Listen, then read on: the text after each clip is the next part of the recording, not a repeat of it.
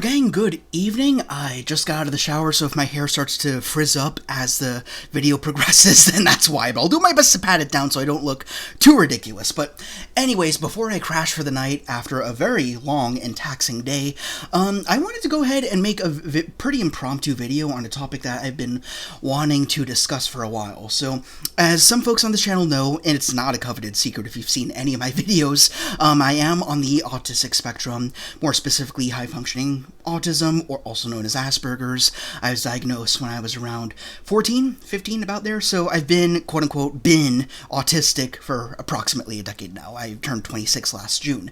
So that being said, one of the reasons why I created this channel, and I've been kind of shifting away from it, that's why I want to return here, is because I wanted to make good, genuine, raw videos about the autistic experience, how we view things, what keeps us ticking, etc., etc.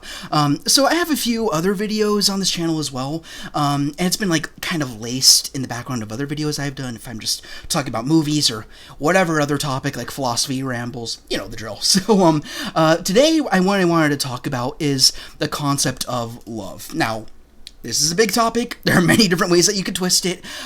So for the sake of keeping things a little organized, and because to further prove that I am indeed autistic, I made a list of points that I wanted to cover. So it's going to be 4 points, going to be very rough, just answering some general questions that I guess a person could ask me about, being someone who's on the spectrum, who's also interested in relationships and love or whatever. How do I see things, I suppose. I'm going to be very informal. I barely structured this thing at all.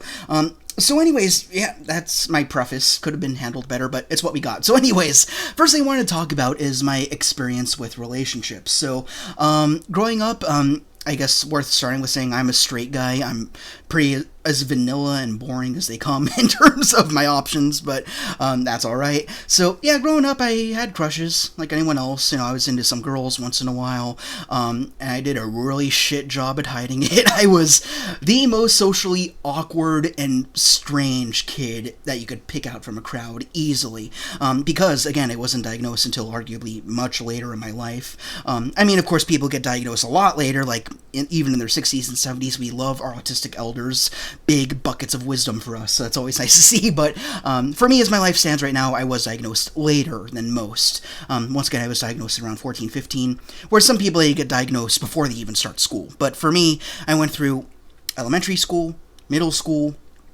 and a smaller portion of high school not knowing that I was on the spectrum. So as a result of that, socially, I did not align with everyone else. Not that I believe that I should have. In retrospect, I'm glad that I never did, so that way I remained myself all the while. That being said, I probably scared some people away from making potential friendships with how strange and bizarre I was at times, just because of my inability to interact like everyone else. So obviously that spills into the whole love thing, and I never had a relationship in grade school at all, in elementary, middle, or high school.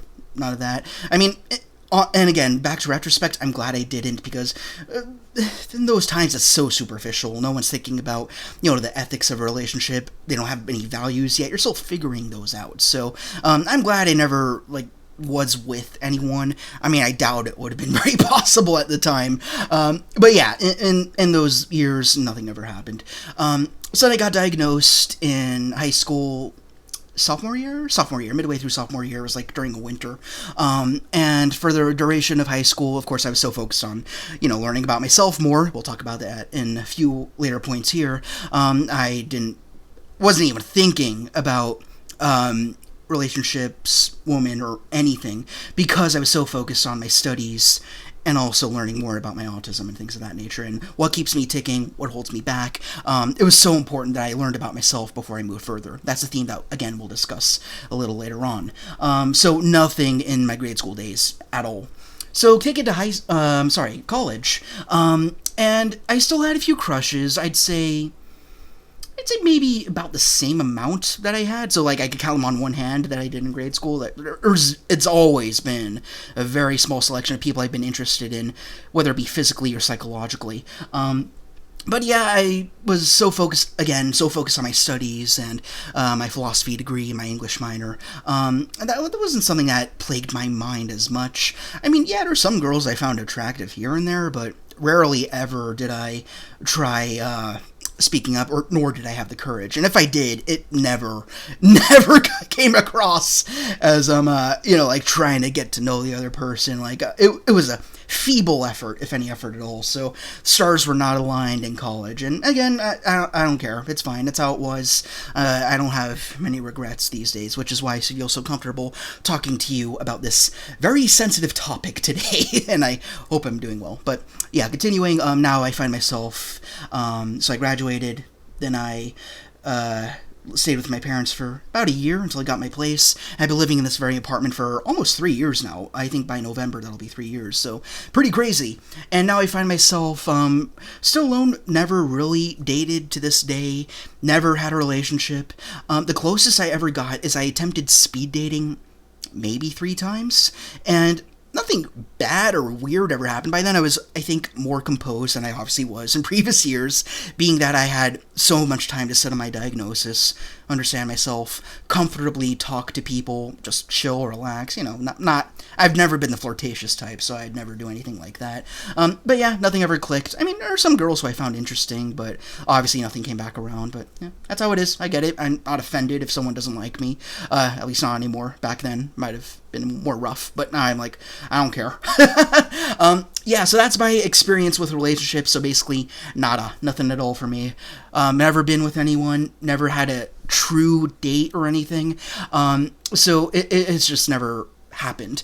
Could still happen. I'd like it to happen, but again, that's kind of why I'm talking about today. So, that moves on to my second point here. Who am I looking for? What is my type? What is it that I look for in another person? I mean, for a lot of people, it just boils down to looks. It helps, sure, but for me, it's so much more than that. Especially being someone who's so interested in philosophy, ethics, morals, written full papers on the topic.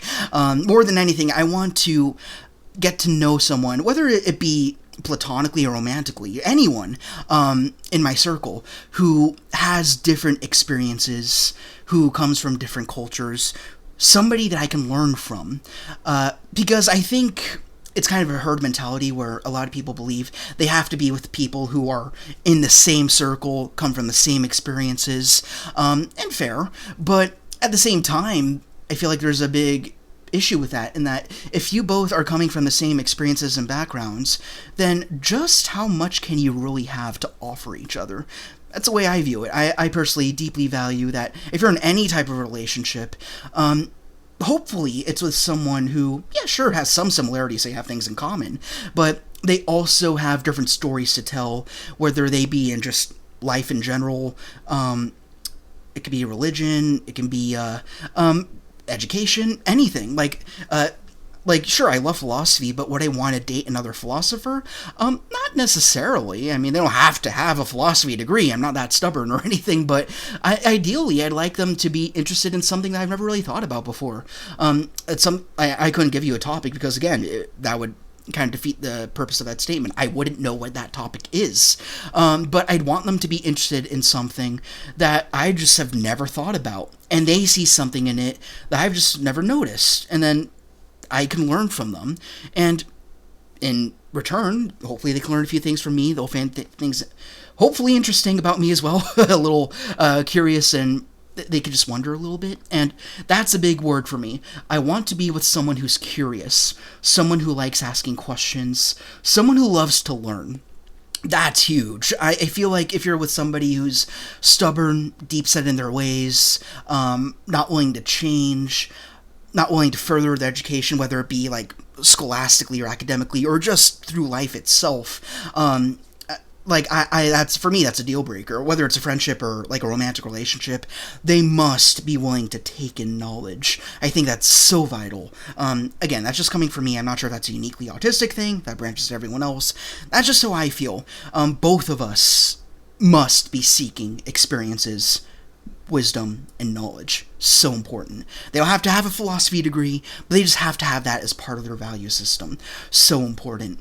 That's pretty much base level. I think if we meet at that, everything else lines up beautifully. Just the fact that we're emotionally flexible, we're curious about each other and what we've come to understand what we've seen, how we view the world, different movies, events, people, anything really. And I'd hope it would just organically build from there. But again, being someone who's ever been in a relationship, perhaps I could tweak that a little bit. And, that's the channel of life. We learn as we go and adjust our expectations as we go along. So yeah, at this point in my life, that's what I'd hope to find one day.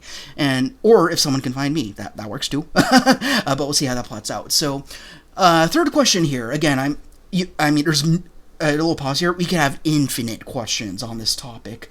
So if you have any questions I don't touch in this video, feel free to go in the comments. I could address it right there, or just make a whole committed video to it. Third question here is, how am I looking? In a breath, I'm not looking. So here's the thing. When I graduated from college, the thought of getting in a romantic relationship, getting to know someone, and learning all about them learning about me and all of that, it was so important. To the point that it really stressed me out. It made life really difficult. And being someone who's so ill-equipped to even help themselves, how could that be something I could conceivably begin to start thinking about on my own, off to the side? So, there was a stretch of years where that did haunt me. It caused me a great hindrance. And at this point in my life, I wouldn't say that I've vetoed the possibility, but I'm no longer making an actual effort to seek people with that specific priority. It's more something that operates in the background, hey, if it comes around, it comes around, and then we'll work from there. But now I've re-engineered how I perceive my goals, less as I need to find a woman who will understand me, who I can talk to, and all that nonsense. Rather, I need to put myself in situations where that possibility can potentially be increased. It's no longer the direct objective. So, I guess to explain that more, I need to focus. I'm focusing on myself before I can even think about that, because as I sort of alluded to in these previous points here, it's very important to me that I understand who I am, what I like and dislike, what keeps me going, what holds me back, before I could ever consider the possibility of having an actual relationship with someone. So, as a result of that, I'm making an effort to improve myself. As we talked about in recent videos, I have been going after a part-time job just on a whim, no one's suggestion. It's just something I wanted to do, something to supplement my full-time position at a local pharmacy, and I'm in. I actually did training for 2 hours yesterday, and it was great. It was wonderful. Met some great people in that short span of time, learned a lot. So obviously it's going to support me financially, so that's one thing that I want to do. If there's anybody who comes into my life, whether it be a friend or something more, then I want to be sure I can support them as much as they would support me. I want to be a resource, not just in terms of intellectually, but financially as well. Unfortunately, you can't really escape past that. That's another important variable when it comes to having a relationship like that. But the second reason why that position is so important to me is because socially it'll help me to advance, meet different people, be thrown into different social situations, rather than being so sheltered and just having locked-in expectations of how things go, because social life is unpredictable. We're going to meet different types of people, certain attitudes and things like that, and the only way to be prepared for them is to experience them. So I want to set some time aside throughout my week so I'm surrounded by different types of people, rotating in and out, helping them, perhaps even being yelled at by them, because that comes with the territory at any kind of a retail job, right? And I'm expecting it's going to be stressful. I'm expecting it to be challenging, but that's just going to make me more prepared and for new people who come into my life, so I can understand them better and I can work with them more. So yeah, that combined with working on my current position, even just doing YouTube just as a pastime. I'm not paid by YouTube or anything on any of my 3 channels. Yes, I have 3 channels, link in the description. So yeah, I'm just slowly building myself out, creating a weekly routine. That's my focus right now. And if I happen to just meet somebody out there one day, whether it's in at one of my jobs, or at the writing group I started, or if I'm going to walk to that lake I really like, I've done a whole bunch of videos on that, then that's a great byproduct of what I'm doing. But for now, everything that I do, it's got to be in my own interest. I have to be selfish in that way. Everything I do, it must be to improve myself. That is so important. So that way, if I do ever, hopefully, meet that potential person, then I can be whoever I need, they need me to be. Whether they need me for like emotional support, or they just need to talk to somebody about different types of experiences, then I'll have those experiences, just to make myself as complete as I can. I mean, as people, we're never complete, obviously. That's the point of relationships. But I just need to, I feel like I need to learn more about myself before I dip my feet back into that pool again. And again, and there are moments where I like just dwell on it. I'm like, why haven't I found anyone? How come? What if I did things differently in the past? You know, and that's not helpful thinking. You really need to build up your self-confidence, get certain experiences before you can hop into that, I think. That's why I find it so insane when I'm like scrolling through Instagram, Facebook, whatever. I'm seeing people from college who are married, they got a house, white picket fence, dog, child. Like, how did you do? We just graduated. Like, are you sure that you've got the resources you need, whether it be psychologically or financially, to expedite this relationship so quick? I mean, then again, maybe there's some good answers to that, but for me, I know myself. Middle-class worker, fresh out of college, basically several years out now. Limited social experience, so I need to tailor that as well. So I gotta work on those things, and I know I keep repeating myself, but in short, work on myself. If I meet somebody, we go from there, and that's how it is. That's how I view it. Fourth point, and then maybe I'll have some other points that kind of jettison from these four. This is my last one I've written down. The prospect of children. So would I like children? Currently, I mean, it could change. I mean, everyone, it really depends on who you meet and everything. Personally, I'm flexible on the matter. I would prefer to have a child one day, not tomorrow, not in the year, maybe not even in the decade. I mean, maybe less than a decade, but you know what I mean. But yeah, I would love to have children, just because, yeah, it would come with its set of challenges, of course. I mean, no one's ready to have children ever. It's such a critical experience that no one's totally prepared for, and they kind of got to figure it out as they go. But yeah, I'd love to have a child, or maybe two children, just to see them grow, see them learn, and more importantly, to see them go out into the world, learn things, and bring them back to me, and then I can learn from them, just as I've learned from my significant other. That's so important. Like, I think one thing that distresses me when I look at some other people is the fact that they try so hard to replicate people in their social circle or their parents themselves. And kind of to my point about just wanting to get to know people with different experiences, if you isolate yourself like that, then how could you ever hope to be a unique person, right? Quoting Oscar Wilde here, everyone's already taken, right? So you gotta be yourself. And that's what I'd hope for any children or a child that I have one day. And they bring new information back, they become their own unique person, and they have new information to contribute to the family, and we all learn more together. That is so important to me. That would be the pinnacle of a relationship, in my opinion. I usually don't think that far, because that's so far ahead if it's even a prospect in my future. But yeah, that would be great. I mean, as somebody who loves children, I've always been the eldest cousin in my family. I have no siblings at all, so I've always been the older cousin, and there's been some kids who've shown up on the family tree as we've been going, and they've looked up to me, which I think is insane. Don't look up to me. Oh my god, I'm a mess. But yeah, like even today there's like two little kids in the family right now, and I love my time with them. I love seeing them just ask questions, learn about the world, and just horsing around, being totally carefree. It's nice, it's refreshing, and dare I say it, it gives me a little bit of hope. It's nice to see people, like little people, you know, who are just enjoying life for what it is, enjoying the simple things, the most elementary concepts, instead of the big existential things that I've adopted over time, right? So yeah, I think kids are amazing, and I'd consider having some for myself one day. And I guess I could branch off to another question. What if I meet a significant other and she doesn't want kids? If we love each other enough, I think that's fine. I mean, for everybody, that's different. I mean, for some people, kids is like the ultimate goal, and I totally understand that. But for me, I mean, I always have to ask myself, why would I want kids, right? And as I said before, it's so that way they can go out, bring new knowledge back home and become their own unique identity. For me, being an artist on the side, I have kind of a substitute for that. Say I find a significant other who's totally opposed to kids, like it's a deal breaker. I don't want kids, but everything about them is absolutely remarkable. I think I could cope with that and be alright with it because I have my artwork. I already have a receptacle through which I can put in my ideas.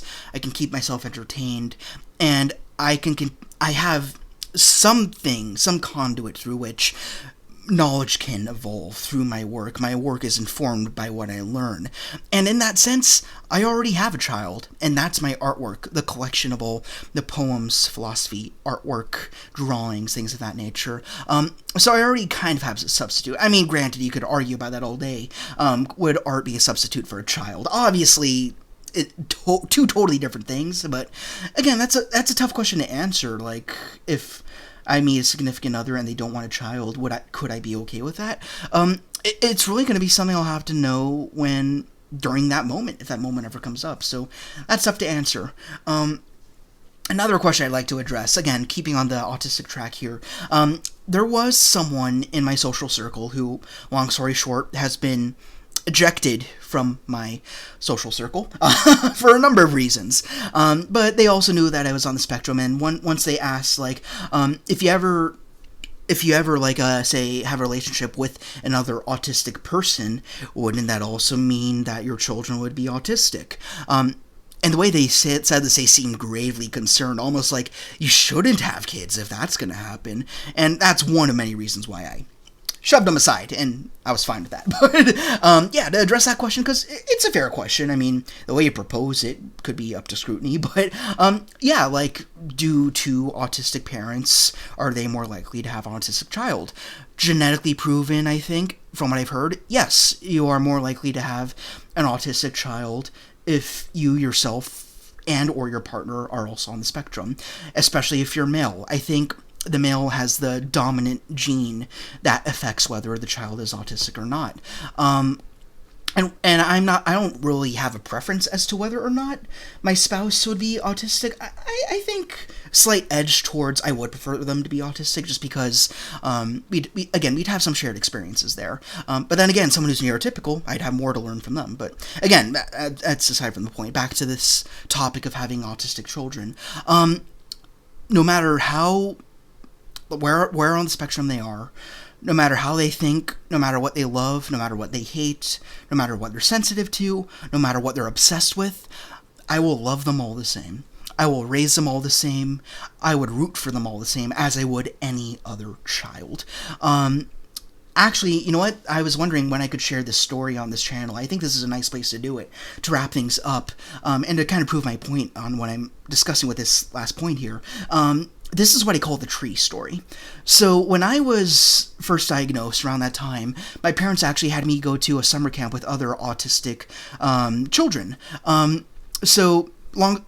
Basically, to bucket this all together really quickly in a matter of a few sentences, the children were great. I loved getting to know them.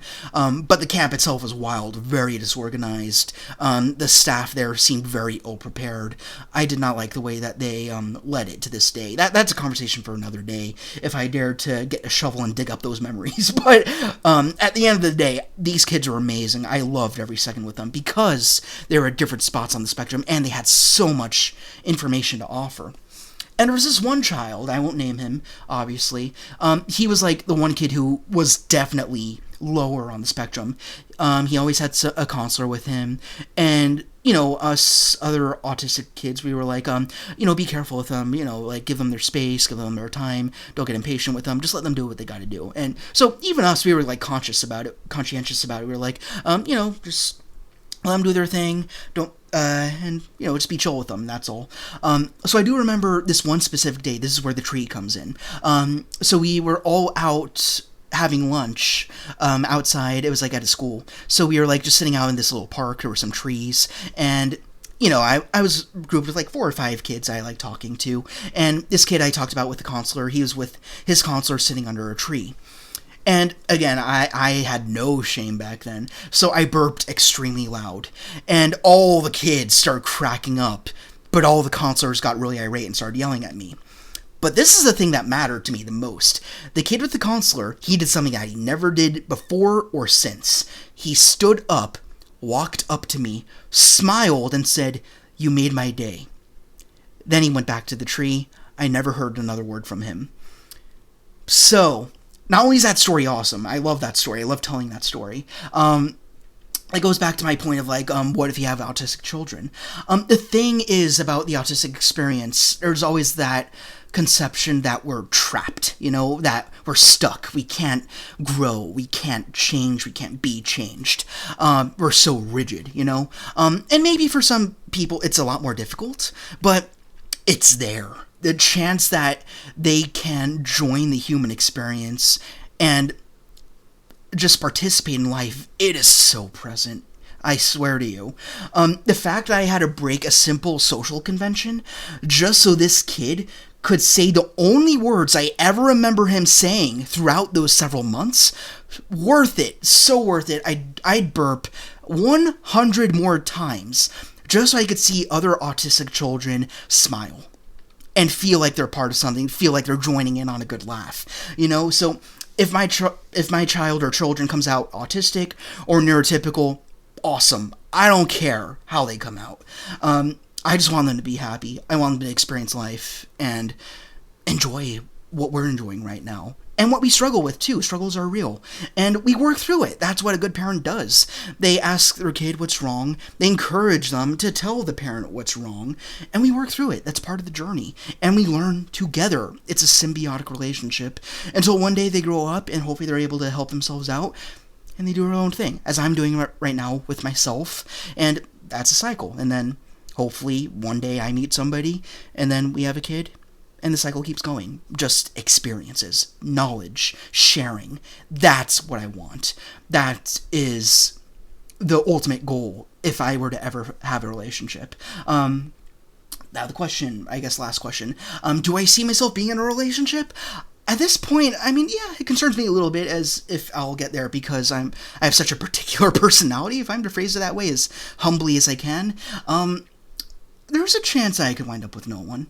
I think all of us acknowledge that. When I look at myself in the mirror throughout my life, I've never said wow, I'm so handsome, wow, I'm so repulsive. I've never felt either which way. I'm kind of just there, I just exist. I float around like anyone else. I've never said oh, I'm an excellent or lesser prospect as a significant other for someone else. But at this point in my life, I'm kind of just enjoy life for what it is right now. Enjoy what you've built. Enjoy what you're building, the process. Enjoy the experience of learning. And if you stumble upon someone or they stumble upon you, then rock with it and go from there. But I never try to make it such an urgent red siren whenever it pops up in my head.